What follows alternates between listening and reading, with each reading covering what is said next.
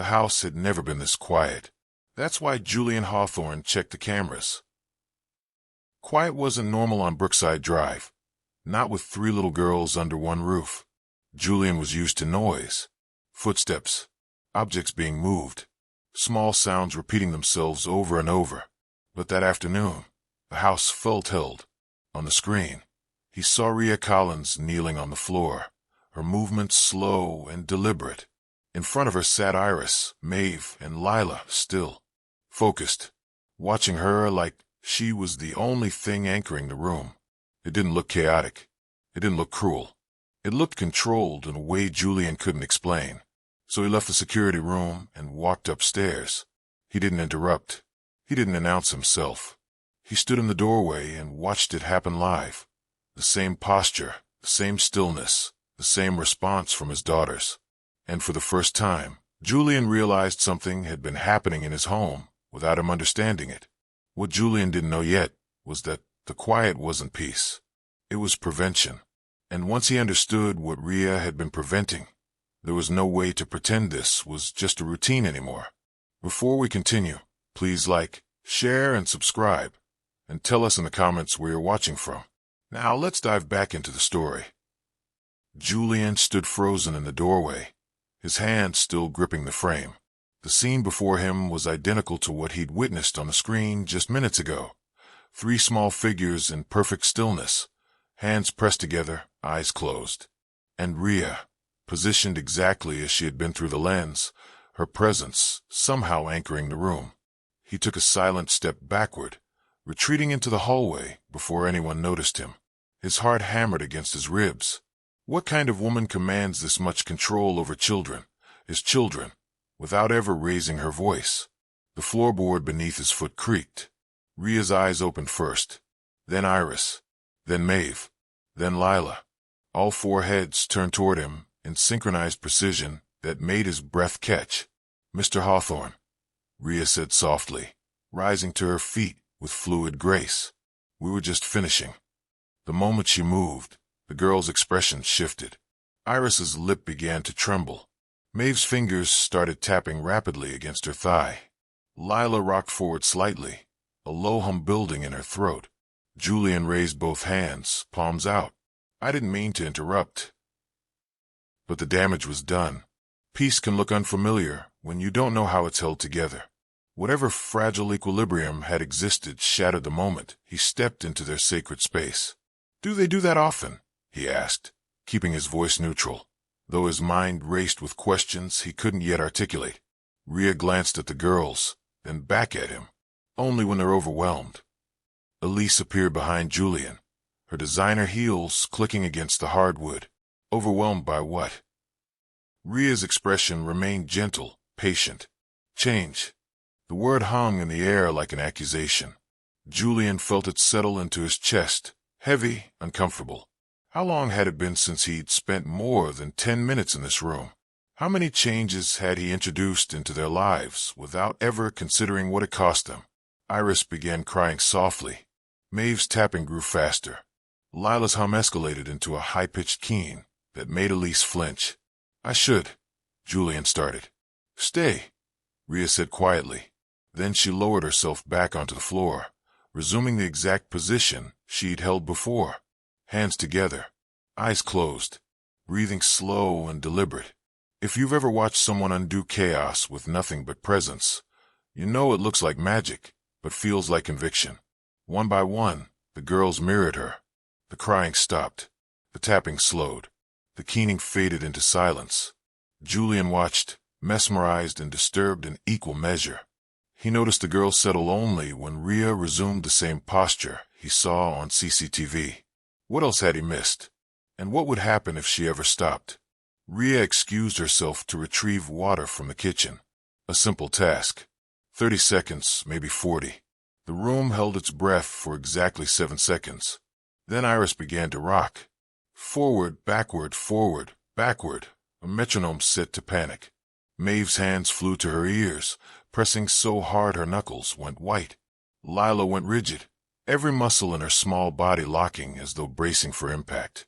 "Girls," Elise's voice pitched upward, her carefully maintained composure cracking. She stepped forward, hands outstretched but uncertain where to land. "Sweetheart, it's okay. Mommy's here." Iris rocked faster. Maeve began a low, keening sound behind her palms. Lila's breathing turned shallow and rapid. Julian moved on instinct, crossing the room in 3 strides. Hey, it's all right." He knelt beside Iris, reaching for her shoulder.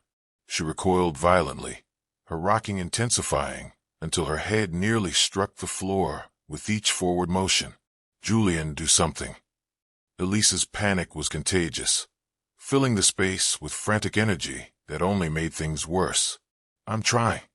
He looked helplessly at Maeve, at Lila, at his wife whose face had gone pale. How had they become strangers in their own daughter's crisis? "Why is this happening now?" Elise demanded, her voice breaking.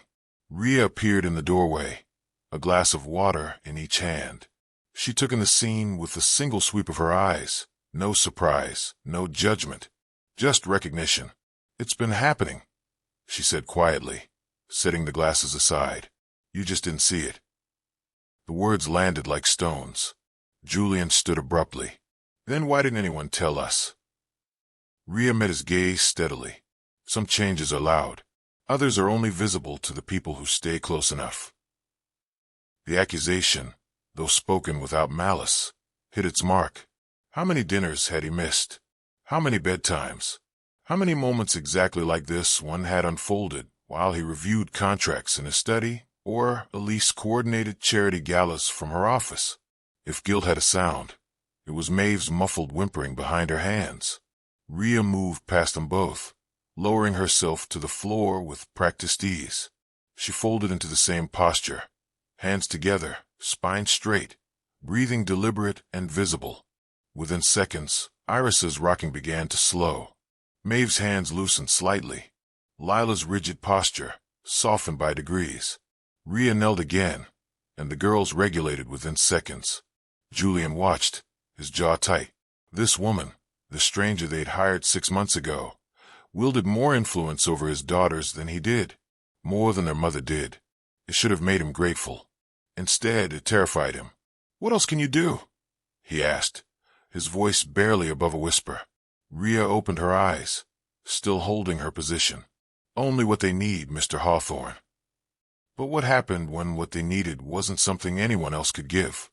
Dr. Mara Ellison arrived at 9 a.m. sharp, her leather portfolio tucked under one arm, reading glasses perched on her nose. She'd been the triplets' developmental pediatric specialist for 2 years, long enough to notice when patterns shifted. "The therapy logs show adherence to protocol," she said, spreading the documents across Julian's mahogany desk. "But there are gaps, behavioral shifts that weren't flagged by any of our team." Julian leaned forward, scanning the charts. Red ink marked dates where Iris had stopped responding to visual cues. Blue highlighted Maeve's sudden sensitivity to certain textures. Green noted Lila's regression in motor skills. "These changes happened over weeks," Dr. Ellison continued. "Someone should have caught them earlier." Elise shifted uncomfortably in her chair. "We have nurses here 3 times a week. Speech therapy twice. Occupational therapy." "I know the schedule, Mrs. Hawthorne." Dr. Ellison's tone was professional but firm. "What I don't know is why the documentation doesn't match what I'm seeing now." A soft knock interrupted them. Rhea stood in the doorway, hands folded at her waist. "Come in," Julian said, gesturing to the empty chair. Dr. Ellison looked up, recognition flickering across her face. "You're the primary caregiver, correct?" "Yes, ma'am." "Tell me about the regressions. When did you first notice them?" Rhea settled into the chair with quiet composure. "Iris stopped making eye contact during meals about 6 weeks ago. Maeve began refusing cotton clothing around the same time. Lila's hand tremors started 3 weeks after that." Dr. Ellison's pen moved rapidly across her notepad. "That's remarkably specific." "I keep a journal," Rhea said simply, "for my own reference." Julian straightened. "A journal. Not official documentation. Just observations." Rhea's gaze remained steady. "Things I noticed between appointments." Dr. Ellison set down her pen. Who noticed the early signs? I did. The room fell silent. Julian's voice came out harder than he intended. Why wasn't this written down? Rhea met his eyes without flinching. No one asked. The statement hung in the air, simple, devastating, true. Care is often invisible until it's missing.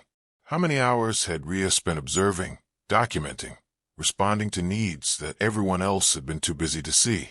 If you've ever realized that the person you overlooked was the only one paying attention, you know the shame tastes like copper. Dr. Ellison closed her portfolio. I'd like to review your journal, if you're willing. Of course. And the doctor glanced at Julian. I'd like to review the household CCTV footage. All of it. Elise tensed. Is that necessary? Not to investigate anyone, Dr. Ellison clarified, but to understand the children. Their patterns, their triggers, their responses. We've been treating them in isolated sessions. We need to see how they live. Julian reached for his phone, already pulling up Arthur Bell's contact. I'll have the security team compile everything from the past 3 months. Rhea remained quiet, her expression unreadable. Dr. Ellison asks to review all CCTV, not to investigate Rhea, but to understand the children. But as Julian scheduled the meeting with Arthur, a question needled at the back of his mind. What else would they find in those recordings? And would understanding his daughters mean confronting how little he actually knew them? Julian found Rhea in the sunroom, folding laundry with methodical precision. Each shirt smoothed flat, each corner aligned. The same way she did everything. Deliberate, unhurried, present. He cleared his throat. Can we talk? She set down a small pink dress, Maeve's, he thought, though he couldn't be certain. Of course, Mr. Hawthorne. He gestured to the chairs by the window. They sat, the afternoon light casting long shadows across the hardwood floor. For a moment, Julian didn't know where to begin. Apology felt inadequate. Explanation seemed impossible. It looked like control, he said finally. What I saw on the cameras, the way they mirror you, the way they respond only to you. He paused, choosing his words carefully. It looked like something I should have been concerned about. Rhea's expression remained neutral, but something flickered in her eyes. Understanding, maybe, or resignation. Dr. Ellison called it co-regulation, she said quietly. The girls don't process emotional stress the way neurotypical children do. They need external regulation, someone modeling calm, consistency, predictability. And you learned that how? By watching them, by staying. She folded her hands in her lap. Iris needs visual grounding. She watches my breathing pattern and matches it. Maeve responds to physical stillness. Any sudden movement triggers her sensory overload. Lila needs auditory consistency. The same phrases, the same tone, every time. Julian absorbed this, each detail a small indictment. How long did it take you to figure that out? About 3 weeks. Rhea's voice held no judgment, only fact. It would have been faster if I'd had access to their clinical files. But I worked with what I could observe. When something works quietly, people assume nothing serious was ever wrong. The door opened. Dr. Ellison entered with Dr. Colin Hargreave, the consulting neurologist Julian had brought in for a second opinion. Both carried tablets displaying charts, graphs, behavioral data. We've reviewed 6 weeks of footage, Dr. Ellison said, settling into a chair. Cross-referenced with incident reports, therapy logs, and medical records. Julian's chest tightened, and Dr. Hargreave spoke first. The routine Ms. Collins implemented reduced behavioral escalations by 73%. Meltdown duration decreased by 60%. Self-injurious behaviors dropped to near zero. The numbers should have brought relief. Instead, they raised more questions. Why didn't our clinical team develop this protocol? Julian asked.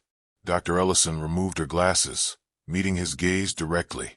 Because they see the girls 2 hours a week in controlled environments. Ms. Collins sees them 12 hours a day in real life. If you've ever realized expertise isn't always found in credentials, you understand why the truth cuts so deep. Rhea spoke quietly. I stayed consistent because no one else could. The statement wasn't accusatory. It was simply true. Nurses rotated shifts. Therapists came and went. Even Julian and Elise moved through the house like passing weather, present, but not constant. Only Rhea remained. Dr. Hargreave pulled up a video clip on his tablet. Watch this. Day 43, 3:17 p.m. The footage showed Iris beginning to spiral, the telltale rocking, the rapid breathing. Rhea entered the frame, positioned herself, and within 90 seconds, Iris had stabilized. That's not control, Dr. Ellison said. That's co-regulation. It's exactly what we try to teach parents in therapy. Julian felt something crack open in his chest. Then why does it feel like we failed? Because you did, Dr. Hargreave said, not unkindly. But the question isn't whether failure happened. The problem isn't Rhea's actions. It's who was supposed to oversee them. Rhea stood slowly. If you need me to step back. No. Julian's response came swift and firm. That's not what this is about. But even as he said it, he wondered, what happens when a person holding everything together realizes she's been doing it alone? Janine Porter arrived unannounced, which should have been Julian's first warning. Hospital compliance officers didn't make social calls. Mr. Hawthorne, Mrs. Hawthorne. She set her briefcase on the dining table with a decisive click. We need to discuss your daughter's care plan. Elise paled. Is something wrong? That depends on your definition. Janine extracted a thick folder, pages flagged with neon tabs. Your daughters have complex developmental needs. Per hospital discharge protocols, they should have been under supervised care with an approved therapeutic plan. Julian frowned. They are. We have Dr. Ellison, Dr. Hargreave, therapists. I'm talking about day-to-day management. Janine's finger traced down a document. Who approved the behavioral intervention currently in use? Silence. Ms. Collins developed it, Dr. Ellison said from the doorway.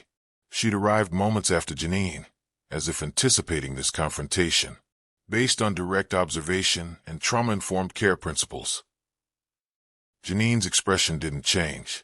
Is Ms. Collins a licensed behavioral therapist? No. Is she a registered nurse? No. Does she have any clinical certification in developmental disabilities? No. Dr. Ellison's voice remained steady. She has something better. She has their trust. Janine closed the folder. That's not how liability works. Neglect can exist even where love is present. Julian felt the words settle into his bones, even though no one had spoken them aloud. They provided everything. The best doctors, the finest therapies, a beautiful home. But they'd failed to provide oversight. Structure. Accountability. This should have been supervised, Janine continued. If something had gone wrong, if one of the girls had been hurt during an episode, then why wasn't it? Julian's voice cut through the room. If these protocols should have been in place, why did no one tell us? Why wasn't there follow-through? Janine met his gaze. Because you were discharged 6 months ago with a packet of recommendations, and no one verified implementation. The accusation landed on everyone. A hospital, the doctors, Julian, and Elise themselves. Rhea spoke from the corner, where she'd been standing silently, because someone had to stay with them. All eyes turned to her. The nurses come 3 times a week, Rhea continued. The therapists come twice. The doctors come monthly. But the girls need someone every hour, every day. She didn't raise her voice, didn't plead. I did what needed to be done because no one else was there to do it. If you've ever watched someone defend themselves by simply telling the truth, you know how devastating honesty can be. Janine's jaw tightened. She pulled out another document, behavioral incident reports from other families. Julian realized. Other children with similar diagnoses. Without structure, these cases typically result in crisis admissions within 3 months, Janine said. Prolonged hospital stays. Psychiatric intervention. She paused. Your daughter should be in that statistic, Mr. Hawthorne. But they're not, Dr. Ellison interjected. No, Janine admits. Without this routine, we'd be planning hospital admissions. The room fell silent. Julian looked at Rhea, really looked at her. This woman who'd kept his daughters out of psychiatric care, who'd prevented the crisis that statistics predicted, who'd done it all without recognition, without approval, without anyone even noticing until he'd happened to check a security feed. So what happens now? Elise asked, her voice small. Janine reopened her briefcase. Now we do what should have been done 6 months ago. We formalize the care plan. We document protocols. We create oversight. She looked at Rhea. And we make sure the person doing the work gets the support she needs. But support requires resources, time, and institutional will, and Julian couldn't shake the feeling they were already 6 months too late. What else had fallen through the cracks, while everyone assumed someone else was watching? Caleb Monroe had the kind of voice that made bad news sound inevitable. He sat in Julian's study, legal pad covered in bullet points, each one a potential lawsuit waiting to happen. Unlicensed caregiver develops unsupervised intervention. Children with documented disabilities. No institutional oversight. He tapped his pen against the paper. This could look bad. Bad. Julian's voice rose. She kept him out of the hospital. I'm not questioning her intentions, Julian. I'm telling you how this reads in a courtroom. Caleb leaned forward. If the media gets hold of this, wealthy family allows untrained maid to experiment on autistic children. That's not what happened. That's what it could be made to look like. Elise stood by the window, arms wrapped around herself. She hadn't said much since Janine's visit. Now her voice came out thin, fragile. Maybe he's right. Maybe we should clarify things. Clarify. Julian turned to her. What does that mean? It means we acknowledge the doctor's work, the therapists, the clinical team. She wouldn't meet his eyes. It means we don't make it sound like the maid did everything. The word maid landed like a slap. Her name is Rhea, Julian said quietly. I know her name. Elise's composure cracked. I also know we're being judged. By the hospital, by compliance, probably by our friends. Since when do you care what anyone thinks? Since our daughter's care became a legal liability. Her voice broke. Since I realized we failed them, Julian. We failed, and she didn't.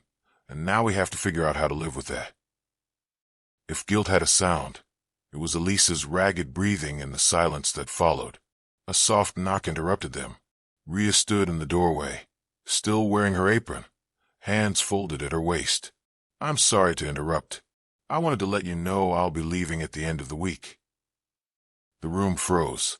Julian stood. What? It's become complicated. My presence here is causing problems. Her voice held no accusation, no bitterness, just quiet resignation. The girls need consistency, but they also need a care structure that protects everyone. I'm not licensed. I'm not trained. Staying would only create more risk. Rhea, Elise started. It's all right, Mrs. Hawthorne. I never needed recognition. She offered a small, sad smile. I just needed to know they were safe. The people who carry the most responsibility are often the first to disappear. She turned to leave. Wait.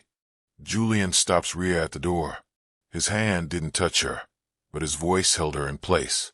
You're not leaving. Mr. Hawthorne.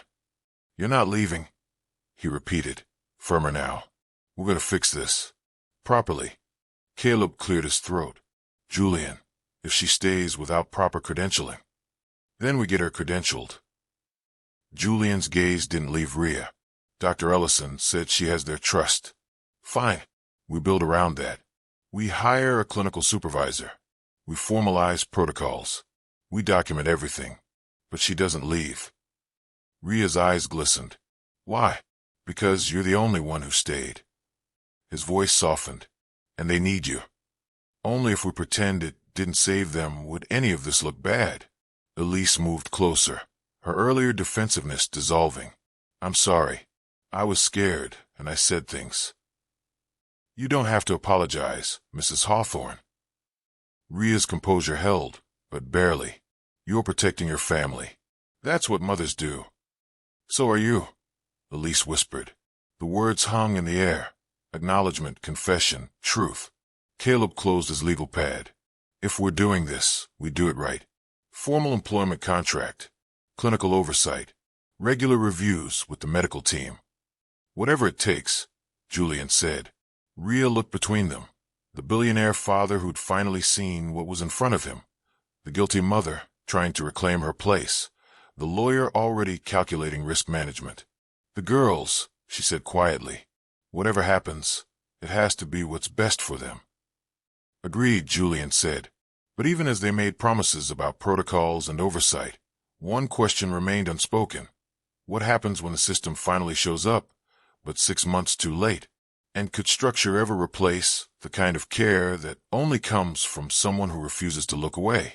Dr. Ellison returned 3 days later with footage queued on her tablet and a theory that would change everything. I need to show you something, she said, gathering Julian, Elise, and Rhea in the living room. It's about communication. She pressed play. The screen showed Iris at breakfast, staring at her untouched cereal. Then Rhea appeared, moving slowly into frame. She didn't speak, didn't touch, just positioned herself where Iris could see her peripheral vision and began tracing small circles on the table with her finger. 30 seconds later, Iris picked up her spoon. What did we just watch? Julian asked, Iris signaling hunger through fixation stare. Rhea responding with a grounding gesture that helped her break the freeze response. Dr. Ellison swiped to the next clip. Watch this one. Maeve in the corner, rocking rapidly. Rhea entered, but instead of approaching, she sat against the opposite wall and began humming. Low, rhythmic, barely audible. Maeve's rocking slowed, then stopped. She wasn't calming them, Dr. Ellison said. Julian frowned. Then what was she doing? Listening. Some people hear words. Others hear need. The third clip showed Lila, hands trembling as she tried to stack blocks. Each failed attempt increased her distress. Faster breathing, rigid posture, small whimpers. Rhea knelt beside her, but didn't touch the blocks. Instead, she placed her own hands on the floor, palms down, and applied gentle pressure. Lila's trembling stopped. She completed the stack. What was that? Elise whispered. Proprioceptive modeling, Dr. Ellison explained. Lila was experiencing sensory dysregulation. Rhea showed her how to ground herself through deep pressure. But how did she know? Julian's voice held wonder and disbelief in equal measure. Because she watched. Not just what they did, but what they needed to do. Dr. Ellison closed the tablet. Most people see autistic children and look for what's wrong. Rhea looked for what they were trying to communicate. If you've ever realized someone understood you before you found the words, you know that kind of seeing feels like salvation. Rhea shifted uncomfortably. I just paid attention. You did more than that. Dr. Ellison pulled up a chart. Each girl has distinct stress responses. Iris freezes. Maeve flees into repetitive motion. Lila fights against her own body. Traditional interventions try to stop these behaviors. You learn to interpret them. They were telling me what they needed, Rhea said simply. I just had to learn their language. Elise's eyes filled. We should have learned it. You still can. Rhea's voice held no judgment. They're your daughters. They want you to understand them. Julian stood, moving to the window. Outside, the triplets played in the garden under Nurse Talia's supervision. From this distance, they looked like any other children. 3 small girls in matching pink dresses, exploring their world. But he knew better now. How many crisis events did she prevent? He asked. Dr. Ellison consulted her notes. Based on the pattern analysis, conservatively, 15 major meltdowns, 7 potential self-injury incidents, 3 situations that likely would have required emergency intervention. The numbers made it real, quantifiable, undeniable. Dr. Ellison adds, if she hadn't noticed this when she did. She doesn't finish. The unfinished sentence carried more weight than any completed thought could. If Rhea hadn't noticed, if she hadn't stayed, if she hadn't learned to listen when no one else was paying attention. Julian turned back to the room. We owe you more than an apology. You don't owe me anything, Mr. Hawthorne. We owe you everything, Elise corrected. her voice breaking. Those are our children and you. She couldn't finish either. Rhea moved to the window, watching the girls with an expression Julian was only beginning to recognize. Not possession, not control, but profound, patient love. They taught me as much as I taught them, she said quietly.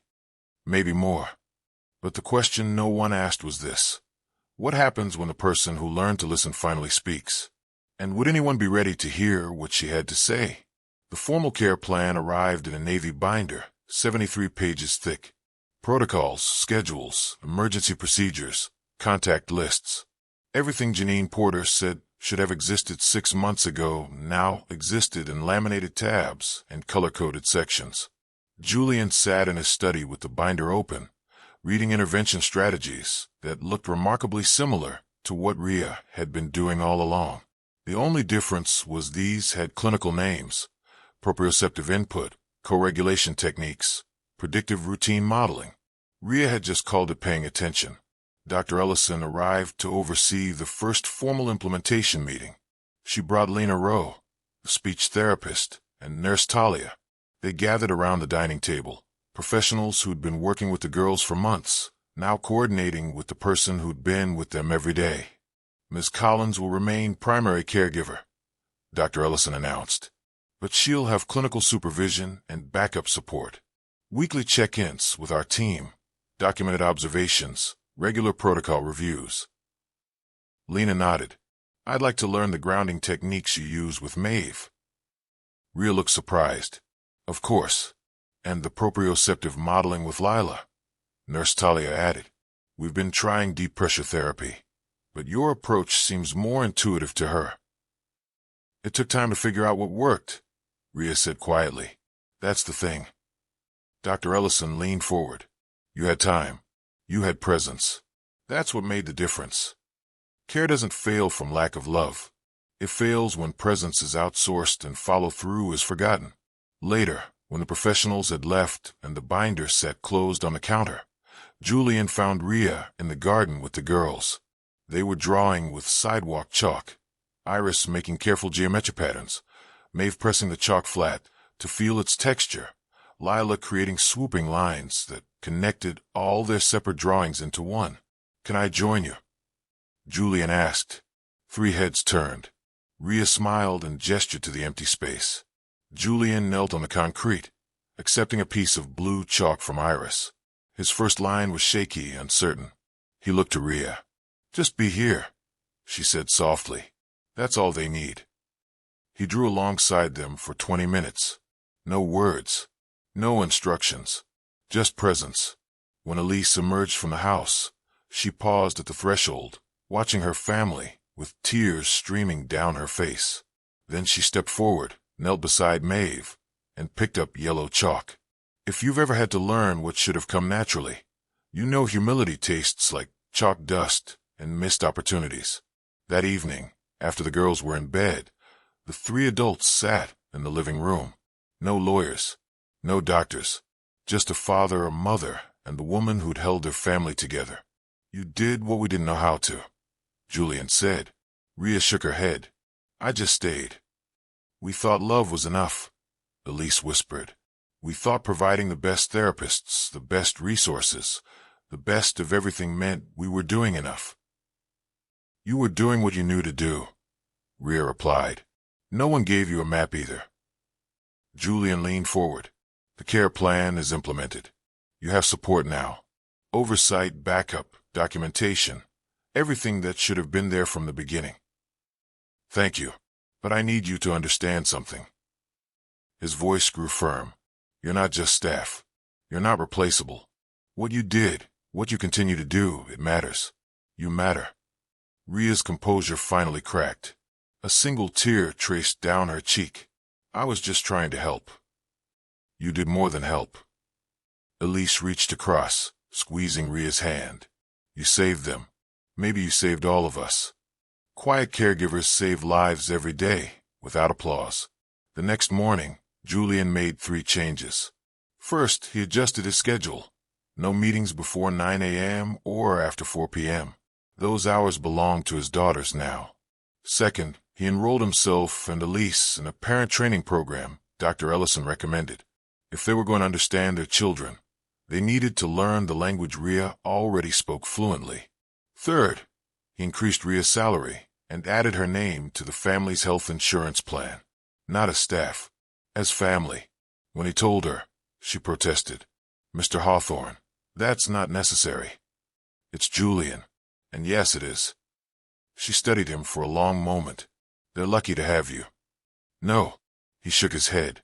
"We're lucky to have you. I just wish we'd realized it sooner. If this story stayed with you, it's because quiet caregivers save lives every day, without applause." 6 weeks later, Iris made eye contact during breakfast. Maeve spoke her first full sentence in 3 months.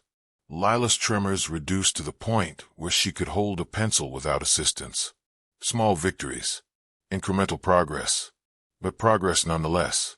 In the garden one afternoon, Julian watched Rhea teach Elise the grounding technique that worked with Iris. Mother and caregiver, side by side, learning together. "Do you think they'll be okay?" Elise asked. Rhea smiled. "They already are. They just needed us to see it." And for the first time since installing those cameras, Julian understood what he'd actually witnessed on that screen. Not control, not manipulation, not anything sinister. Just a woman who stayed when it would have been easier to leave, who listened when no one else knew what to hear, who loved without needing to be loved back. Care doesn't fail from lack of love. It fails when presence is outsourced and follow-through is forgotten. The CCTV still recorded. But now Julian watched it differently, not with suspicion, but with gratitude. Because the most important things in life aren't always loud.